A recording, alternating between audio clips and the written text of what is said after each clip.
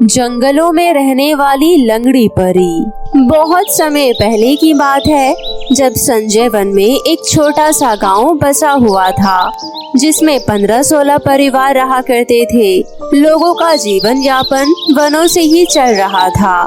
गांव के लोग वनों से खाने के लिए मीठे स्वादिष्ट फल, सब्जियां आदि लाते और उन्हीं से अपना गुजारा चलाते थे।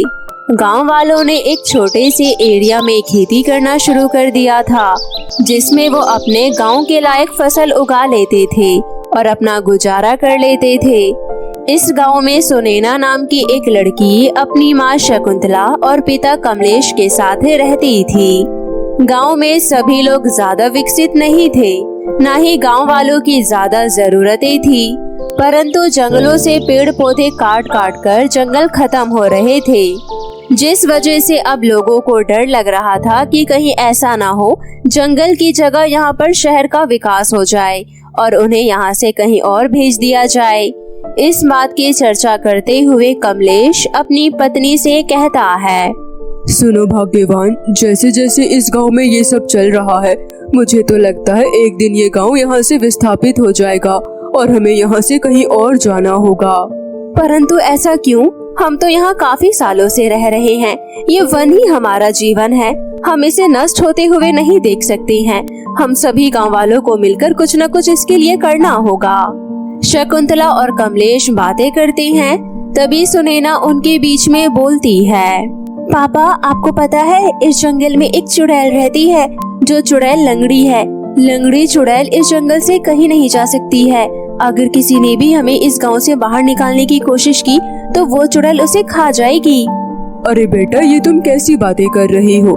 चुड़ैल वुड़ैल कुछ नहीं होता है, ये सब मन का वहम होता है। और तुम्हें ये सब किसने बताया? ये सब तो मुझे किसी ने नहीं बताया है, ये कहानी मैं अभी अभी बनाई हूँ। आपको पता है पापा, अगर हमने ये कहानी पूरे गांव में फैला दी और जो भी इन वन में आएगा उसको सुना दी, तो मुझे नहीं लगता कि कोई भी इस जंगल में आएगा। सब डर के मारे भाग जाएंगे। पर बेटी, हम ये गलत अफवाह नहीं फैला सकते हैं। अगर किसी ने सच का पता लगा लिया तो हमारे लिए अच्छा नहीं होगा। हमें इस जंगल में बने रहने के लिए कुछ और सोचना होगा। कमलेश को सुनैना की बातें कुछ समय तक तो अच्छी लगती है, परंतु वो छोटी बच्ची की बात मानकर उसे अनदेखा कर देता है। उसके बाद पूरा परिवार खाना खा लेता है और सो जाता है।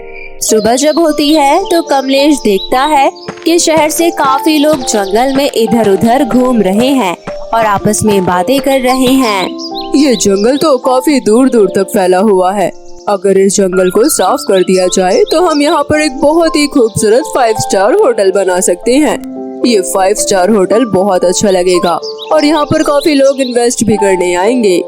अरे हाँ, तुम तो बिल्कुल सही कह रहे हो। यहाँ पर देखो कितना सुंदर और अद्भुत नजारा है। ये काम हमें जल्द ही शुरू करना होगा। अगर किसी को पता चल गया तो वो हमें ये जमीन कभी नहीं देगा। शहर से आए व्यापार को बात करता हुआ कमलेश दूर खड़ा हुआ सुन रहा था और कमलेश अपने गांव को किसी तरह से बचाना चाहता था। कमलेश को कुछ समझ नहीं आता है, तभी कमलेश पेड़ के पीछे छुपकर बोलता है, जो भी तुम लोग आपस में बातें कर रहे हो, मैंने सब कुछ सुन लिया है। तुम्हें क्या लगता है कि तुम इन जंगल के पेड़ों को काट दोगे और मैं तुम्हें कुछ नहीं कहूँगी? शायद तुम्हें पता नहीं है, इस पूरे वन पर मेरा कब्जा है। मेरा गांव का एक एक बंदा मुझसे डरता है। अगर यकीन न हो तो गांव वालों से पता कर लेना। तुम्हारी भलाई इसी में है कि इसी वक्त तुम दुम दबाकर यहाँ से भाग जाओ। आखिरी चेतावनी है ये मेरी। अगर मुझे तुम यहाँ दोबारा नजर आए तो मुझसे बुरा कोई नहीं होगा। हा हा हा हा हा हा। कमलेश बहुत हिम्मत जताकर ये सब कह तो देता है, परंतु पेड़ के पीछे डरता हुआ खड़ा रहता है। उसके चेहरे के हाव भाव बहुत ज्यादा डरे हुए थे, चेहरे पर पसीने टपक रहे थे। उसे डर था कि कहीं व्यापारी पेड़ के पीछे जाकर देख ना ले, परंतु कमलेश की आवाज में इतना दम था कि व्यापारी ये सब सुनते ही जल्दी जल्दी भागकर अपनी गाड़ियों में सवार हुए और वहाँ से भाग गए। कुछ पल के लिए तो कमलेश को चैन आ जाता है, परंतु अब बात ये थी कि अगर व्यापारियों ने गांव में पता कर लिया तो गांव वाले क्या कहेंगे।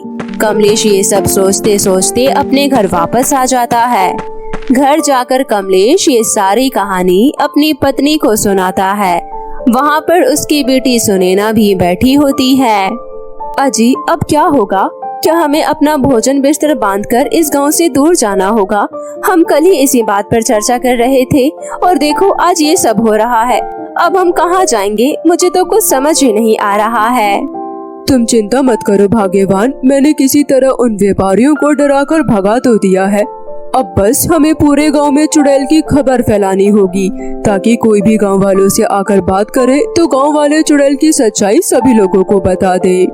लेकिन पापा, अगर हम चुड़ैल की बात सबको बताएंगे तो गांव के सभी लोग बहुत डर जाएंगे और बच्चे तो अपने घर से बाहर भी नहीं निकलेंगे। हमें कुछ और सोचना होगा। हाँ सुनैना, ये तो मैंने सोचा ही नहीं। अगर तुम्हारे पास कोई और अच्छा आइडिया हो तो तुम मुझे बताओ। हमें इस गांव को बचाना होगा, साथ ही साथ ये वन हमारे जीवन का अहम हिस्सा है, हमें इसे भी बचाना होगा। हाँ पापा, मेरे दिमाग में अभी अभी एक बहुत अच्छा आइडिया आया है। क्यों ना हम पूरे गांव में ये बात फैला दें कि जंगल में एक लंगड़ी परी रहती है, जो परी कहीं नहीं जा सकती है। वो जंगल की रक्षा करती है। जो भी जंगल को नुकसान पहुंचाएगा वो परी उसे सजा देगी। अरे बेटा, पर परियां बहुत अच्छी होती है, वो कभी किसी को नुकसान नहीं पहुंचाती है। कोई इस बात पर विश्वास नहीं करेगा। सुनैना और कमलेश अपने वन को बचाने के लिए बहुत सारी तरकीबें सोचते हैं। बहुत देर तक सोच विचार करने के बाद कमलेश सुनैना की बातों से सहमत होकर पूरे गांव में जंगल में रहने वाली लंगड़ी परी की कहानी बता देता है और धीरे धीरे करके सभी लोग इस बात पर विश्वास भी करने लगते हैं।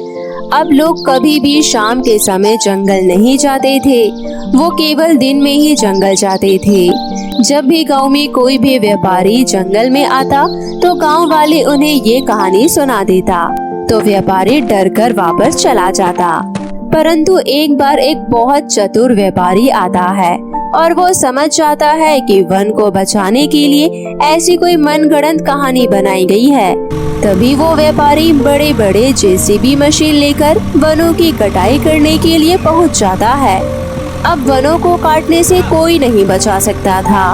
वो व्यापारी अपने सभी आदमियों को पेड़ों को काटने का ऑर्डर दे देता है और मशीन को पेड़ों को काटने के लिए आगे बढ़ाता है।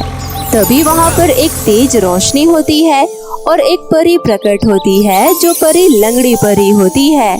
लंगड़ी परी को देखकर व्यापारी बहुत ज्यादा हैरान हो जाता है।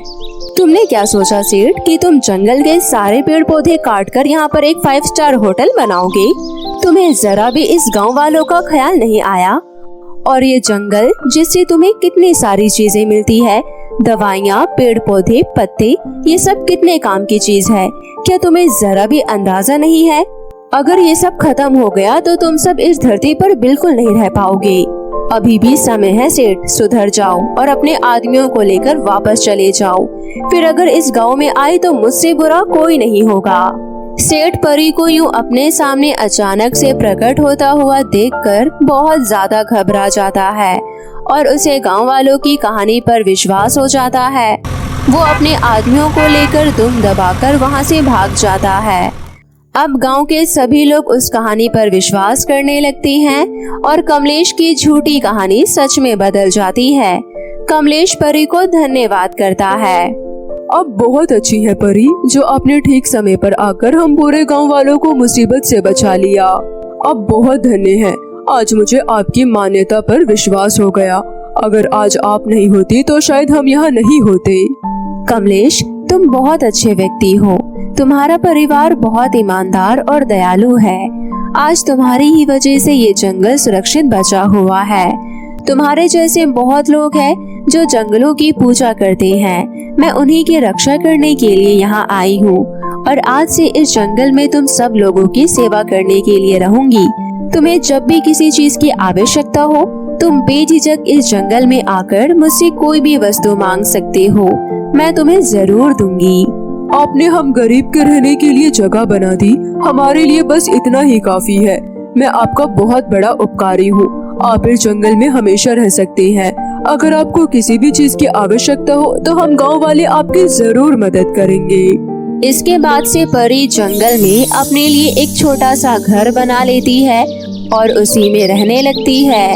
गांव वालों के हालातों को देखते हुए परी उनकी मदद करने आती है और जरूरत पड़ने पर लोग भी परी से मदद मांगने के लिए चले जाते हैं। ऐसे ही लंगड़ी परी पूरे गांव में बहुत ज्यादा पॉपुलर हो जाती है और सभी लोग उसे चाहने लगते हैं। तो मेरे प्यारे दोस्तों, कैसी लगी आपको मेरी ये कहानी, हमें कमेंट करके ज़रूर बताइएगा। और यदि कहानी अच्छी लगी हो तो इसे अपने दोस्तों के साथ शेयर करना ना भूलिएगा। तो फिर मिलती हूँ आपसे ऐसे ही किसी नई इंटरेस्टिंग कहानी के साथ। तब तक के लिए बाय बाय। सोने का फ्रॉक और रंग बिरंगा केक। पूजा अपनी माँ गीता के साथ एक छोटे से झोपड़ी में गुजर बसर करती थी। कुछ साल पहले ही सड़क दुर्घटना में पूजा के पिता का मृत्यु हो गया था, जिसके बाद गीता पूरे तरीके से अकेली हो गई थी। जिसके बाद गीता पूरा ध्यान अपनी बेटी पूजा पर ही रखती थी। गीता अपनी बेटी पूजा को शहर के अच्छे स्कूल में पढ़ाती थी। पूजा के स्कूल जाने के बाद गीता अपने घर का काम करती थी। काम खत्म हो जाने के बाद वो अपने घर के पास एक छोटा सा दुकान खोलकर मिठाइयाँ बेचा करती थी। गीता को बहुत अच्छे मिठाइयाँ बनाने आती थी। गीता के पति के गुजर जाने के बाद गीता को मिठाई बेचना ही एकमात्र जरिया था। मिठाई बेचकर गीता को जो कुछ भी पैसे मिलते थे उसी से उसका घर चलता था। वहीं दूसरी तरफ पूजा के स्कूल में एक प्रीति नाम की लड़की भी पढ़ती थी। प्रीति शहर के जाने माने डॉक्टर के बिगड़ैल बेटी थी। वो हमेशा पूजा को परेशान करती रहती थी। अरे देखो जरा, मिठाई बेचने वाली की बेटी भी इतने बड़े स्कूल में पढ़ने आती है। अरे ओ मिठाई वाली की बेटी, घर पर रहकर तू भी अपनी माँ के साथ मिठाई बेचा कर। ये पढ़ाई लिखाई तुम जैसे गरीब लोगों का नहीं है। यह बोलकर प्रीति अपने दोस्तों के साथ ठहाके मारकर हंसने लगती है। तभी पूजा प्रीति से बोलती है, प्रीति, कौन सा काम हमें करना है और कौन सा नहीं करना है ये बताने की तुम्हें कोई जरूरत नहीं है। बस तुम अपनी पढ़ाई की चिंता करो। हम गरीब तो एक समय भूखे रहकर भी पढ़ाई कर लेंगे।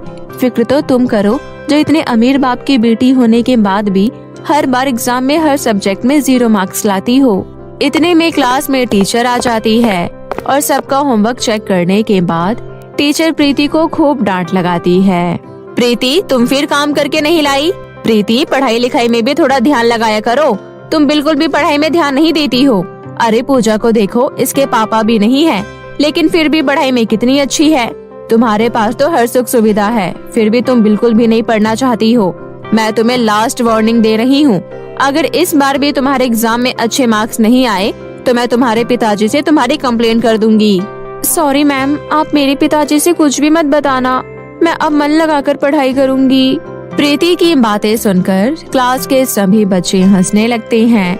ये सब देखकर प्रीति को बहुत गुस्सा आता है और प्रीति बोलती है, आज मुझे इस मिठाई वाली की वजह से इतना सब कुछ सुनना पड़ा है। मेरे पास किसी भी चीज की कोई कमी नहीं है, इसलिए मुझे पढ़ने लिखने की कोई जरूरत नहीं है।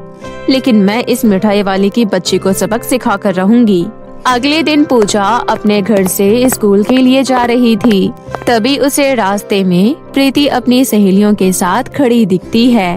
पूजा को आते देखकर प्रीति उसके ऊपर पत्थर फेंककर उसे जमीन पर गिरा देती है। अरे प्रीति, तुमने मेरे ऊपर पत्थर क्यों फेंका? मैं तुम्हारी शिकायत जाकर स्कूल के प्रिंसिपल से कर दूंगी। अरे जा, मैंने तुम पर कोई पत्थर नहीं फेंका। खुद तो चलना आता नहीं और बड़ी ही शिकायत करने वाली। तुम लोग बताओ मेरे दोस्तों, क्या मैंने इस मिठाई वाले के ऊपर पत्थर फेंका? अरे नहीं, तुमने तो पत्थर नहीं फेंका। सुन लिया ना तूने, मैंने तुम पर कोई पत्थर नहीं फेंका है। अब चाहे तो जाकर किसी को भी बता दे। तेरी इन झूठी बातों पर कोई विश्वास नहीं करने वाला, समझी तू? इतना बोलकर प्रीति और उसके दोस्त पूजा पर ठहाके मारकर हंसने लगते हैं। पूजा को ये सब देखकर बहुत ही गुस्सा आता है। अरे ओ मिठाई वाली, अब खड़े खड़े मुझे देख क्या रही है? अब चल निकल यहाँ से। पूजा गुस्से में वहाँ से चली जाती है। तभी प्रीति बोलती है, देखो तो जरा इस मिठाई वाली को, कितनी अकड़ है इसमें। तुम बिल्कुल सही कह रही हो प्रीति, हमें इसकी अकड़ निकालनी होगी। मैंने भी इसको जमीन पर लाकर नहीं पटका तो मेरा नाम भी प्रीति नहीं। ऐसे ही कुछ दिन बीत जाते हैं। फिर एक दिन प्रीति का जन्मदिन आता है। प्रीति के घर वालों ने प्रीति के जन्मदिन पर घर को अच्छे से डेकोरेट करा था। जब प्रीति सो रही थी तभी उसकी माँ पिताजी जन्मदिन की बधाई देने आते हैं। Happy birthday to you, happy birthday to you dear Preeti. Thank you so much माँ पिताजी, आप लोगों ने मेरे जन्मदिन पर कितने अच्छे से घर डेकोरेट किया है। ये तो कुछ भी नहीं है बेटा, आज मैं अपनी बेटी के जन्मदिन पर इतनी अच्छी पार्टी करूंगी कि पूरा शहर देखता रह जाएगा। और जाओ तुम जल्दी से रेडी हो जाओ, और अगर तुम चाहो तो तुम अपने दोस्तों को भी इस शानदार पार्टी में इनवाइट कर सकती हो। उसके बाद प्रीति तैयार होकर स्कूल जाती है और अपने क्लास के सभी बच्चों से बोलती है, अरे सभी बच्चों ध्यान से सुनो, आज मेरा जन्मदिन है और मेरे जन्मदिन पर मेरे माँ पिताजी ने शानदार पार्टी रखा है और मेरा ये पार्टी इस शहर की सबसे बड़ी पार्टी होने वाली है। और हाँ, तुम भी मिठाई वाली आ जाना। ठीक है प्रीति, मैं आ जाऊंगी।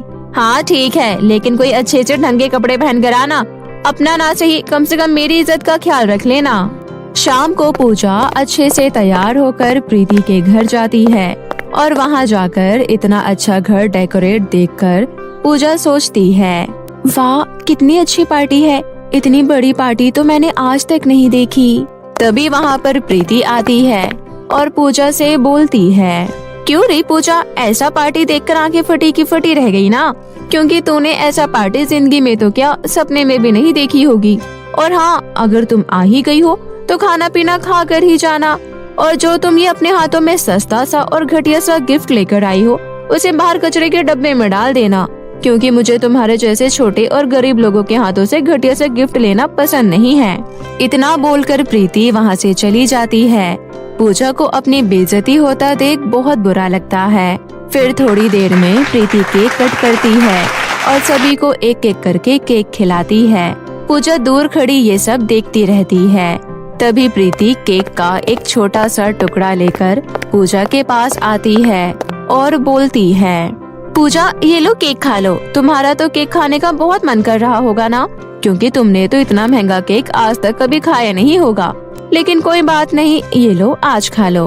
पूजा जैसे ही केक लेने के लिए हाथ आगे बढ़ाती है तभी प्रीति केक को अपने हाथ से छोड़ देती है और वो केक जमीन पर गिर जाता है और प्रीति उस केक को अपने पैरों से मसल देती है और बोलती है, ओहो ये केक तो जमीन पर गिर गया, कोई बात नहीं, तुम एक काम करो, इस केक को जमीन से उठाकर खा लो।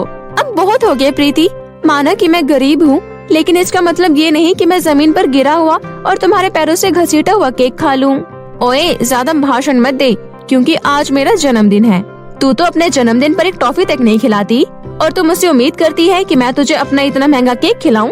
चल जा यहाँ से, भिखारिन कहीं की। प्रीति तुम अपने आप को समझते क्या हो, तुम देख लेना, इस बार मैं अपने जन्मदिन पर तुझसे भी अच्छा और बड़ा केक लाऊंगी। तुम खुद अपनी आँखों से देख लेना कि मैं अपना जन्मदिन किस तरह से धूमधाम से मनाती हूँ। तभी पूजा का मजाक उड़ाते हुए प्रीति बोली, अरे केक तो छोड़ो, तू अपने जन्मदिन पर एक चॉकलेट ही खिला दे तो वही बहुत बड़ी बात होगी। प्रीति को अपना इतना बेइज्जती करता हुआ देखकर पूजा वहाँ से रोते हुए अपने घर चली आती है। पूजा को उदास देखकर उसकी माँ पूछती है, क्या बात है पूजा बेटी, तुम इतना उदास क्यों हो? माँ आप मेरा जन्मदिन नहीं मनाती हो, इसलिए सब मेरा मजाक उड़ाते हैं। माँ कुछ दिनों बाद मेरा जन्मदिन है, इस बार मेरे जन्मदिन पर मुझे भी एक सुंदर सा फ्रॉक और एक बहुत बड़ा केक चाहिए। मैं भी अपने दोस्तों को दिखाना चाहती हूँ कि मेरी माँ भी किसी के माँ पिताजी से कम नहीं है, इसलिए आप मेरे लिए फ्रॉक और केक लेकर आओगी ना माँ? बस इतनी सी बात के लिए मेरी बेटी उदास है? अरे क्यों नहीं, मैं भी अपनी बेटी के जन्मदिन इतना ही धूमधाम से मनाऊंगी कि सब देखते रह जाएंगे, और मैं तुम्हारे लिए सुंदर सा फ्रॉक और बड़ा सा केक भी लेकर आऊंगी। चलो अब मुस्कुराओ मेरी प्यारी बिटिया। और फिर दोनों माँ बेटी खुश हो जाती हैं। ऐसे ही दिन बीत रहे थे और फिर एक दिन प्रीति पूजा से कहती है, अरे ओ मिठाई वाली की बेटी, आज तो तेरा जन्मदिन है ना, और तुझे अपनी शर्त याद है या भूल गई? मुझे बहुत अच्छे से याद है प्रीति, आज मेरी माँ को बहुत सारी मिठाई बनाने का ऑर्डर मिला है।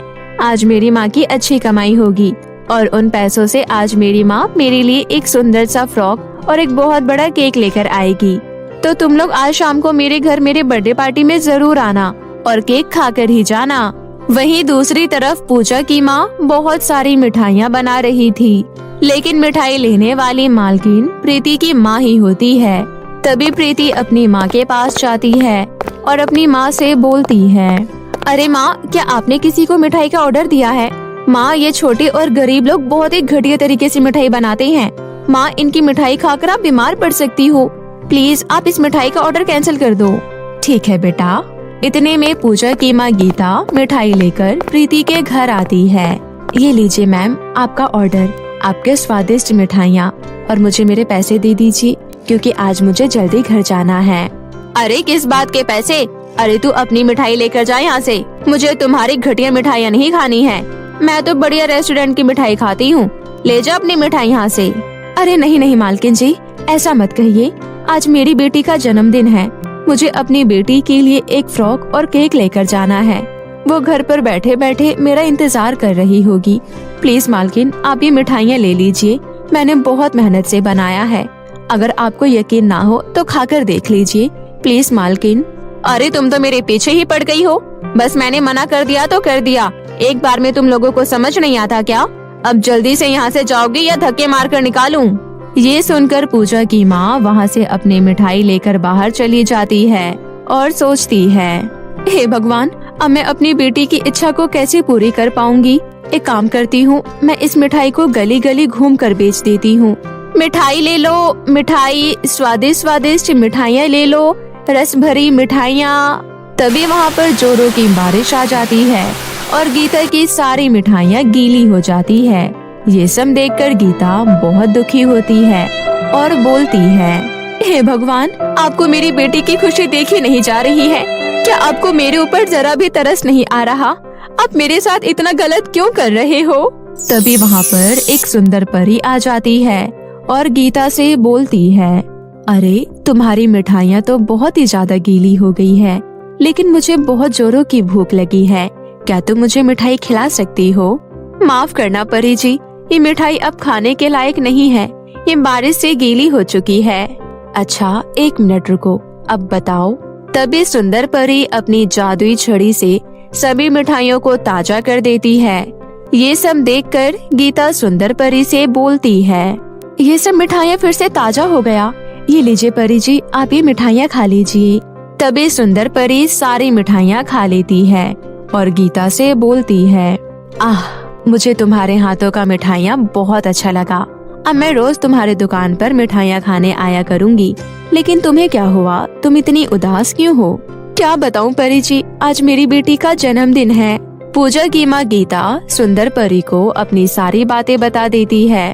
फिर सुंदर परी अपनी जादुई छड़ी से एक सुंदर सा सोने का फ्रॉक और ढेर सारे रंग बिरंगा केक प्रकट करती है। उसके बाद गीता वो सोने का फ्रॉक और रंग बिरंगा केक लेकर अपने घर जाती है। इतना सुंदर फ्रॉक और रंग बिरंगा केक देखकर पूजा बहुत खुश होती है। फिर शाम को सभी बच्चे पूजा के घर आते हैं। जो भी इस बर्थडे पार्टी में आते हैं, उनकी आंखें फटी की फटी रह जाती है। फिर पूजा अपने सभी दोस्तों के साथ केक कट करती है और अपने सभी दोस्तों के साथ पार्टी एंजॉय करती है। ये सब देखकर प्रीति को अपनी गलती का एहसास होता है और वो पूजा से माफी मांगती है। उसके बाद पूजा दोनों माँ बेटी परी की दी हुई सोने की फ्रॉक और रंग बिरंगा केक की मदद से खुशी खुशी अपना जीवन व्यतीत करती हैं।